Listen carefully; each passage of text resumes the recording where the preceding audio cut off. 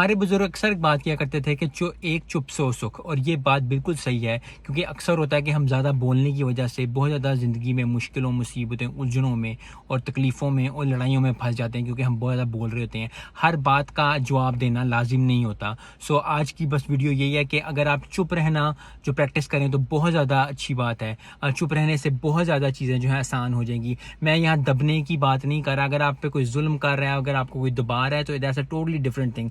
चुप रहने से ये है कि अगर आपको कोई बात कर भी देता है तो just for the sake of your mental health आप एक स्टेप बैक लो और आप कहो कि ठीक है यार, मैं ज़रा 1 मिनट चुप कर जाता हूँ। क्योंकि अक्सर ये होता है कि आपके दिमाग में उस वक्त वो चीज़ वो बहुत बड़ी लग रही होती है कि यार मैंने अभी आंसर करना है, मैंने ये बात करनी है। लेकिन अगर 5 मिनट 10 मिनट गुजरते हैं, आपको लगता है यार इतनी भी बड़ी बात नहीं थी, जो कि मुझे आंसर अगर मैं ना भी करता। और बहुत दफ़ा ऐसा होता है आपकी ज़िंदगी में, आपको बहुत ज़्यादा चीज़ें ऐसी मिलेंगी कि यार काश मैं ये काम ना करता, काश मैं ये काम ना बोलता या ये लफ्ज़ ना बोलता किसी को, तो बेहतर हो जाती ज़िंदगी।